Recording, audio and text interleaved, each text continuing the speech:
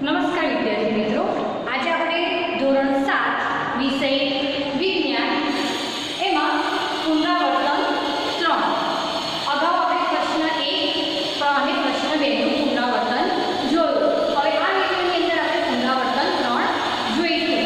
પુનરાવર્તન 3 માં આપણે પ્રશ્ન 3 નીચેના પ્રશ્નોના મુદ્દાસર જવાબ આપો. મુદ્દાસર પ્રશ્નોના જવાબ આપણને 4 મેથ્સમાં પૂછાઈ શકે. 4 મેથ્સમાં આપણને પ્રશ્ન પૂછાઈ શકે.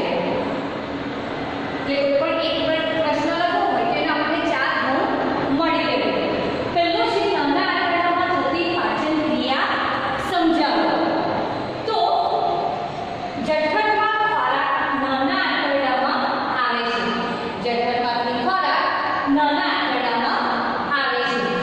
અહીં પક્વાશયમાં ખોરાક સાથે યકૃતના અને સ્વાદુપિંડના સ્ત્રોતો સ્રાવો અનુક્રમે પિત્તરસ અને સ્વાદુરસમાં ભળે છે.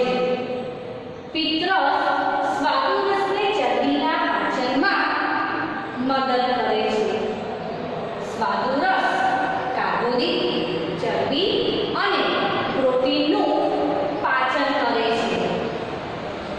નાના આંતરડાની પાછળના ભાગમાં સ્ત્રોતો આંતરરસ પણ ખોરાકમાં ભળે છે અને નહીં પચેલ ઘટકોનું પાચન પૂર્ણ કરે છે. આમ નાના આંતરડામાં ખોરાક લાંબો સમય રહી ત્રણેય ઉત્સેચકોની અસરથી ખોરાકનું પાચન સંપૂર્ણ થાય છે.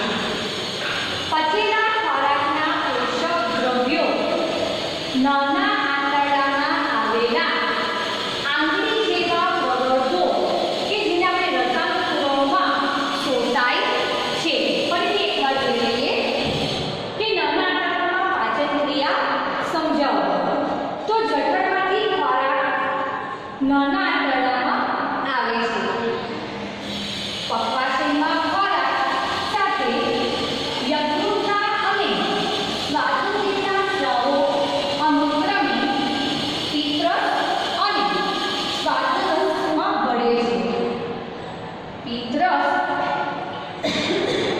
સ્વાદુરસને ચરબીના પાચનમાં મદદ કરે છે. સ્વાદુરસ કાર્બોદિત, ચરબી અને પ્રોટીનનું પાચન કરે છે. નાના આંતરડાની પાછળના ભાગમાં સ્ત્રોતો આંતરરસ પણ ખોરાકમાં ભળે છે અને નહીં પચેલ ઘટકોનું પાચન પૂર્ણ કરે છે. આમ નાના આંતરડામાં ખોરાક લાંબો સમય સુધી રહે છે. લાંબો સમય સુધી રહી ત્રણેય ઉત્સેચકોની અસરથી ખોરાકનું પાચન સંપૂર્ણ થાય છે. પચેલા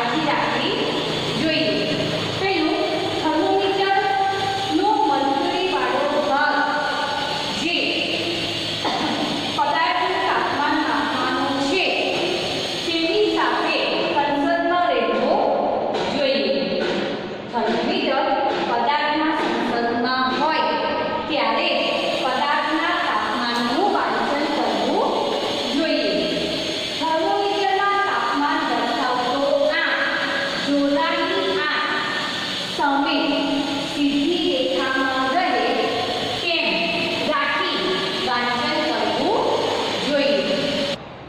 આગળનો પ્રશ્ન જોઈએ તો ક્લિનિકલ થર્મોમીટર વડે તમારા શરીરનું તાપમાન કઈ રીતે માપશો તે જણાવો. તો પહેલો મુદ્દો છે ક્લિનિકલ થર્મોમીટરને જંતુનાશક દવા વડે સાફ કરવાનું. નંબર 2, થર્મોમીટરને ઝટકો મારી મર્ક્યુરીના દોરાનો છેડો 3500 સેલ્સિયસથી નીચે છે તેની ખાતરી કરો. નંબર 3, હવે થર્મોમીટરના મર્ક્યુરીવાળા ભાગને મોઢામાં જીભની નીચે રહે તેમ 1 મિનિટ સુધી રાખો. ત્યારબાદ થર્મોમીટરને બહાર કાઢી એના ઉપર રહેલ સ્કેલ પરનું તાપમાન વાંચો.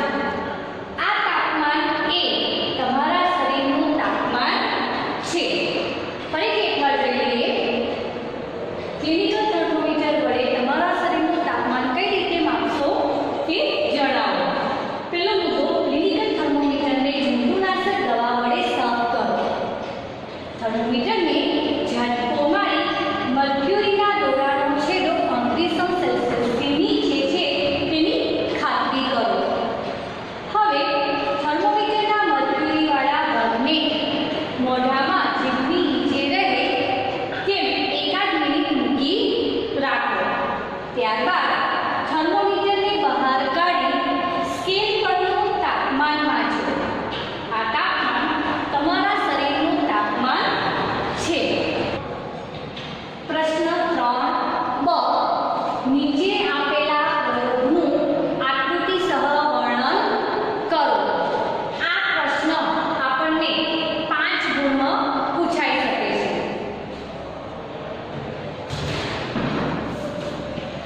આ પ્રશ્ન આપણને 5 ગુણમાં પૂછાઈ શકે છે કે આપણે પ્રયોગ લખવાનો છે.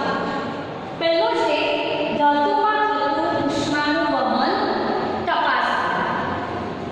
હેતુ ધાતુમાં થતું ઉષ્માનું વહન તપાસવું. એના માટે આપણે કયા સાધનનો જરૂર પડશે?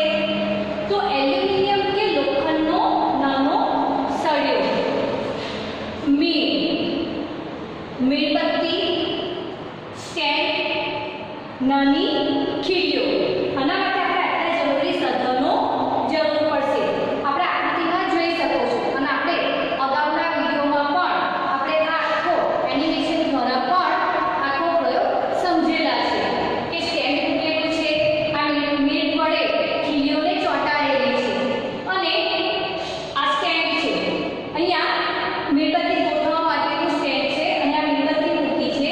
હવે આપણે મીણબત્તીને સળગાવીશું અને ધીમે ધીમે ક્રમશઃ અવલોકન કરીશું. આ આપણી રીત જોઈએ. એલ્યુમિનિયમ કે લોખંડ જેવી ધાતુનો નાનો સળિયો લો. આગળનો પ્રયોગ જોઈએ તો તેની ઉપર લંબાઈની દિશામાં થોડા થોડા અંતરે મીણના ટીપા પાડી તેના પર નાની ખીલીઓ લગાવો. દરેક ખીલી વચ્ચેનું અંતર સમાન રાખો. સળિયાને સ્ટેન્ડમાં ભરાવી સળિયો ક્ષમક્ષિતિજ રહે અને ખીલી નીચેની તરફ રહે તેમ ગોઠવો. હવે બીજા છેડાની તદ્દન નજીક સળગતી મીણબત્તી મૂકી ગરમ કરો. સળિયા પર ચોંટાડેલ ખીલીઓનું શું થાય છે તે જુઓ. ફરીથી આપણે આટલે સુધી જોઈ લઈએ. સૌપ્રથમ આપણે એવું લખવાનું છે કે ધાતુમાં થતું ઉષ્માનું વહન તપાસો. સાધન સામગ્રી લખવાની છે. સાધન સામગ્રીમાં શું જરૂરી પડશે?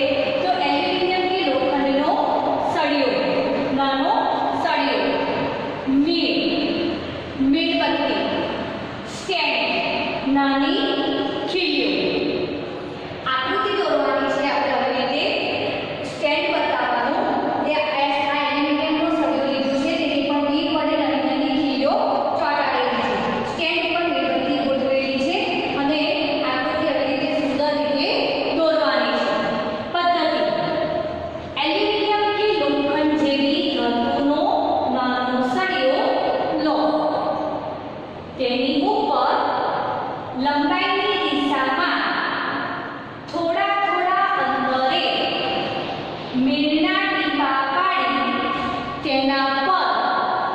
નાની ખીલીઓ લગાવો. દરેક ખીલી વચ્ચેનું અંતર સમાન રાખો. સળિયાને સ્ટેન્ડમાં ભરાવી સળિયો સમક્ષિતિજ રહે અને ખીલી નીચેની તરફ રહે તેમ ગોઠવો. હવે બીજા છેડાની તદ્દન નજીક સળગતી મીણબત્તી મૂકી ગરમ કરો. સળિયા પર ચોંટાડે ખીલીઓનું શું થાય છે તે જુઓ. આપણે જ્યારે પ્રયોગ કરતા હોઈએ ત્યારે એની એ પ્રમાણેની આપણે આખી રીત એટલે કે પદ્ધતિ લખવાની હોય છે. હવે આપણે અવલોકન અને નિર્ણય જોઈએ. અવલોકન જોઈએ તો ધાતુના સળિયાના મીણબત્તી તરફના છેડાથી નજીકના મીણના ટુકડા જે ખીલી હોય છે મીણના ટુકડાની ખીલી ટુકડા ક્રમશઃ નીચે પડવાનું શરૂ થાય છે. વિદ્યાર્થી મિત્રો, આપણે ધાતુના સળિયાને જ્યારે ગરમ કરીએ છીએ ત્યારે મીણબત્તી પીગળે છે અને ત્યારબાદ એ મીણ પીગળી અને ખીલી ક્રમશઃ નીચે પડે છે. એટલે અવલોકન જોઈએ તો ધાતુના સળિયાના મીણબત્તી તરફના છેડાથી નજીકના મીણના ટુકડા પીગળી ક્રમશઃ ખીલી નીચે પડવાનું શરૂ થાય છે. નિર્ણય: ધાતુના સળિયામાં ઉષ્માનું વહન ગરમ છેડાથી શરૂ થઈ બીજા છેડા તરફ થાય છે. આમ ધાતુમાં ઉષ્મા વહનની રીતે ઉષ્માનું પ્રસરણ થાય છે. ફરીથી એકવાર જોઈ લઈએ. જો અવલોકન: ધાતુના સળિયાના મીણબત્તી તરફના છેડાથી નજીકના મીણના ટુકડા પીગળી ક્રમશઃ ખીલી નીચે પડવાનું શરૂ થાય છે. નિર્ણય: ધાતુના સળિયામાં ઉષ્માનું વહન ગરમ છેડાથી શરૂ થઈ બીજા છેડા તરફ થાય છે. આમ ધાતુમાં ઉષ્મા વહનની રીતે ઉષ્માનું પ્રસરણ થાય છે. આગળનો પ્રયોગ જોઈએ તો વાસી બ્રેડ પર ફૂગની હાજરી તપાસવી. હેતુ છે વાસી બ્રેડ પર ફૂગની હાજરી તપાસવી. એના માટે સામગ્રી જરૂર પડશે: બ્રેડ, સૂક્ષ્મદર્શક યંત્ર અને પાણી. આપણે આકૃતિ દોરેલી છે. હવે પદ્ધતિ જોઈએ તો બ્રેડનો એક ટુકડો લઈ તેને પાણી છાંટી ભીનો કરો. બ્રેડનો એક ટુકડો લઈ તેને પાણી છાંટી ભીનો કરો. તેને 2-3 દિવસ સુધી ભેજવાળા હૂંફાળા વાતાવરણમાં રાખો. 2-3 દિવસ પછી બ્રેડ લઈ સૂક્ષ્મદર્શક યંત્ર વડે તેનું નિરીક્ષણ કરો. ફરીથી બ્રેડનો એક ટુકડો લઈ તેને પાણી છાંટી ભીનો કરો. તેને 2-3 દિવસ સુધી ભેજવાળા હૂંફાળા વાતાવરણમાં રાખો. 2-3 દિવસ પછી બ્રેડ લઈ સૂક્ષ્મદર્શક યંત્ર વડે તેનું નિરીક્ષણ કરો. હવે જોઈએ અવલોકન: બ્રેડ પર સફેદ, લીલા કે બદામી રંગના રૂ જેવા કાપડા જોવા મળે છે. નિર્ણય: વાસી બ્રેડ પર ફૂગ જોવા મળે છે. ફરીથી એકવાર જોઈ લઈએ. આપણે વાસી બ્રેડ પર ફૂગની હાજરી તપાસવાનો જે પ્રયોગ થાય તેને સાધન સામગ્રી છે બ્રેડ, સૂક્ષ્મદર્શક યંત્ર, પાણી અને આકૃતિ દોરવાની છે. પદ્ધતિમાં છે બ્રેડનો એક ટુકડો લઈ તેને પાણી છાંટી ભીનો કરો. તેને 2-3 દિવસ સુધી ભેજવાળા હૂંફાળા વાતાવરણમાં રાખો. 2-3 દિવસ પછી બ્રેડ લઈ સૂક્ષ્મદર્શક યંત્ર વડે તેનું નિરીક્ષણ કરો. અવલોકન: બ્રેડ પર સફેદ, લીલા કે બદામી રંગના રૂ જેવા કાપડા જોવા મળે છે. નિર્ણય: વાસી બ્રેડ પર ફૂગ જોવા મળે છે.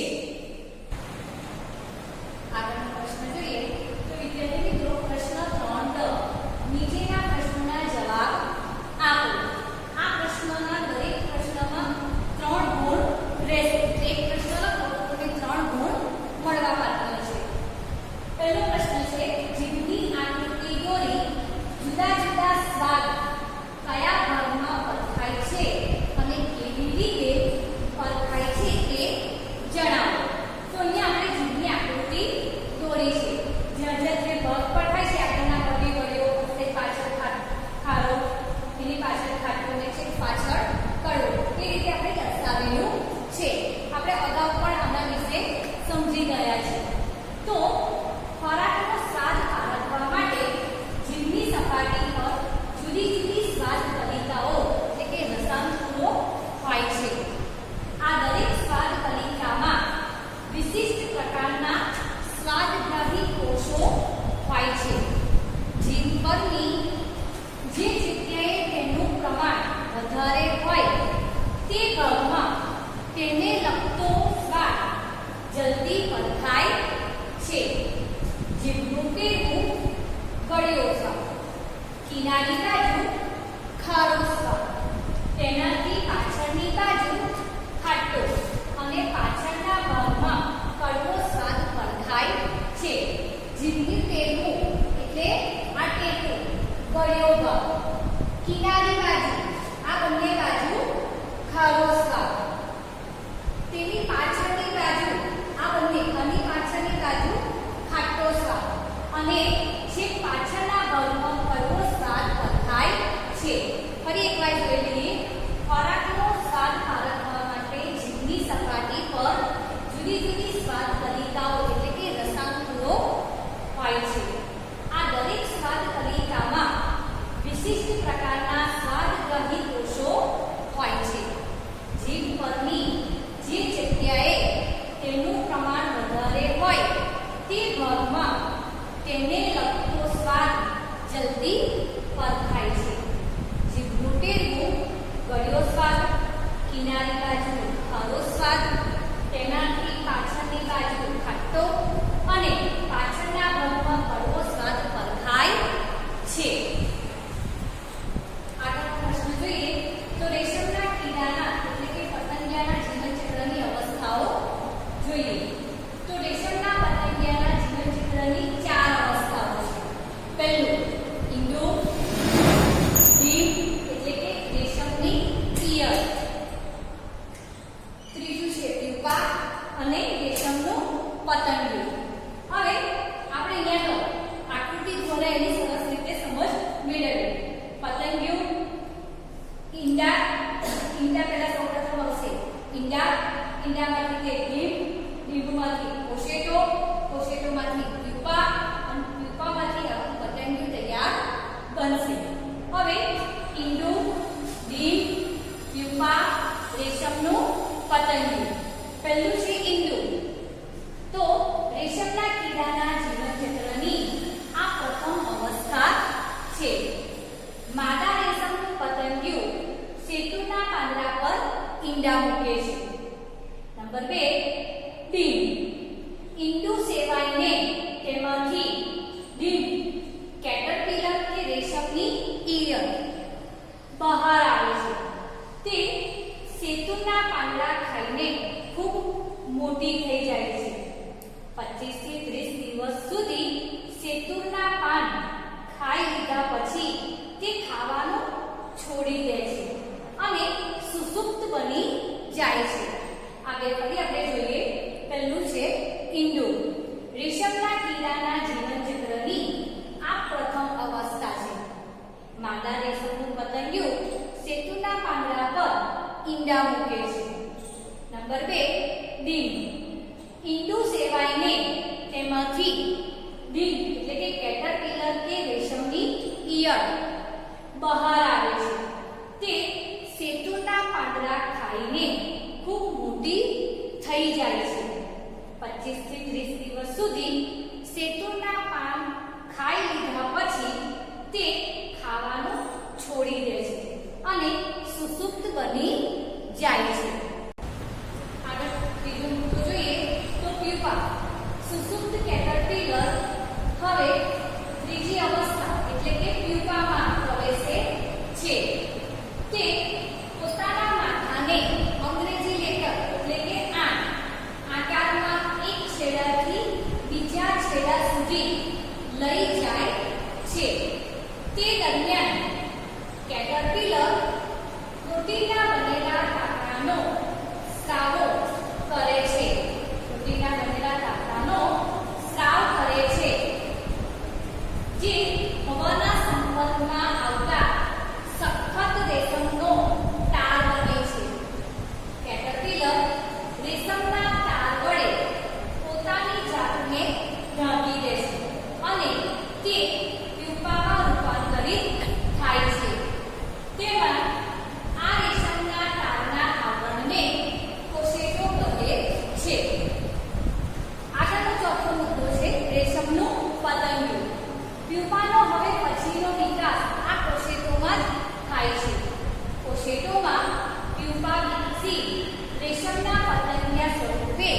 તે કોશેટો તોડી બહાર આવે છે.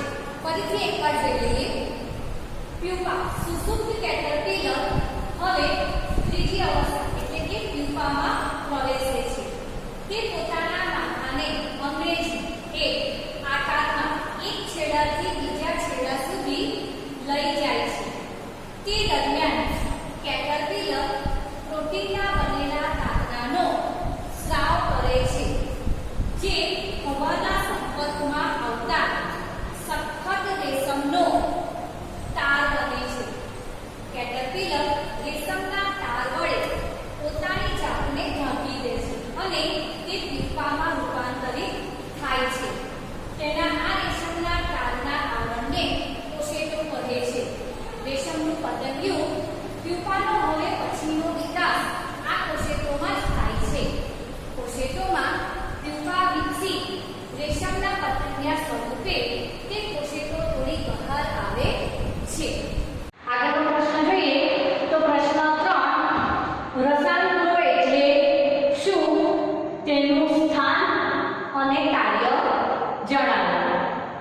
આપણે સૌપ્રથમ રસાયણો એટલે શું એવું પૂછ્યું છે, એટલે સૌપ્રથમ પહેલા એની રસાયણોની વ્યાખ્યા લખીશું, ત્યારબાદ તેનું સ્થાન અને એનું કાર્ય જણાવીશું. દરેકનો એક માર્ક્સ મળશે. આપણે 3 ગુણનો પ્રશ્ન છે.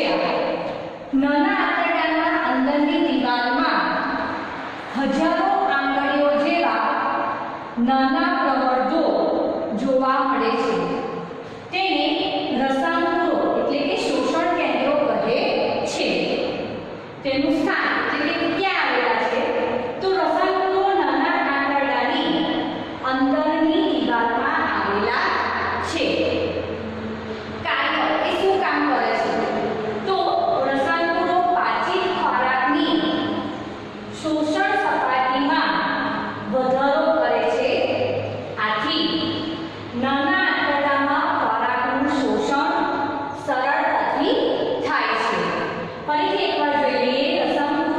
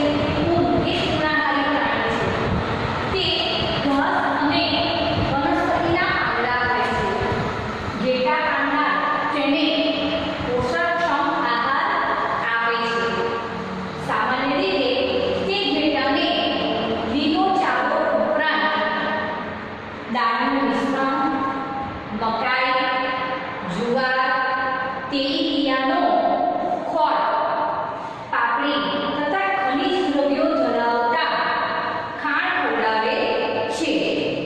શિયાળાની ઠંડીમાં ઘેટાઓને ઘરની અંદર રાખે છે અને તેમને પાંદડા, અનાજ અને સૂકો ચારો ખવડાવે છે.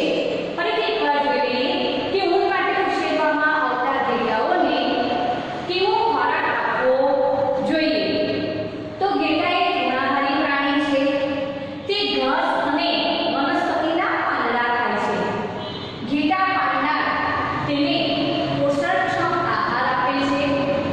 સામાન્ય રીતે તે ઘેટાને લીલો ચારો ઉપરાંત દાળનું મિશ્રણ, મકાઈ, જુવાર, તેલીબિયાંનો ખોળ, પાપડી તથા ખનિજ દ્રવ્યો ધરાવતા ખાણ ખવડાવે છે. શિયાળાની ઠંડીમાં ઘેટાઓને ઘરની અંદર રાખે છે અને તેમને પાંદડા, અનાજ અને સૂકો ચારો ખવડાવે છે. આગળનો પ્રશ્ન જોઈએ તો મનુષ્યના પાચન અંગો જણાવી જીભના કાર્યો જણાવો. આપણને ખબર છે કે મનુષ્યના પાચન અંગો 6 છે. સૌપ્રથમ મુખગુહા, અંડળી, જઠર, નાનું આંતરડું, મોટું આંતરડું, મળાશય અને મળદ્વાર. લાળ ગ્રંથિ, યકૃત અને સ્વાદુપિંડ જેવી સ્રાવી ગ્રંથિઓ સહાયક પાચન અંગો છે. જીભના કાર્યો જોઈએ તો તે સ્વાદ પારખવાનું કામ કરે છે, તેમજ બોલવામાં પણ ઉપયોગી છે અને તે ખોરાકમાં લાળરસ ભેળવવામાં અને કોળિયાને ગળવામાં મદદ કરે છે. ફરીથી જોઈ લઈએ આ પ્રશ્ન તો મનુષ્યના પાચન અંગો જણાવી જીભના કાર્યો જણાવો. તો મનુષ્યના પાચન અંગો મુખગુહા, અંડળી, જઠર, નાનું આંતરડું, મોટું આંતરડું, મળાશય અને મળદ્વાર છે. લાળ ગ્રંથિ, યકૃત અને સ્વાદુપિંડ જેવી સ્રાવી ગ્રંથિઓ સહાયક પાચન અંગો છે. જીભના કાર્યો જોઈએ તો તે સ્વાદ પારખવાનું કાર્ય કરે છે, તે બોલવામાં ઉપયોગી બને છે અને તે ખોરાકમાં લાળરસ ભેળવવામાં અને કોળિયાને ગળવામાં મદદ કરે છે. વિદ્યાર્થી મિત્રો, આ પુનરાવર્તન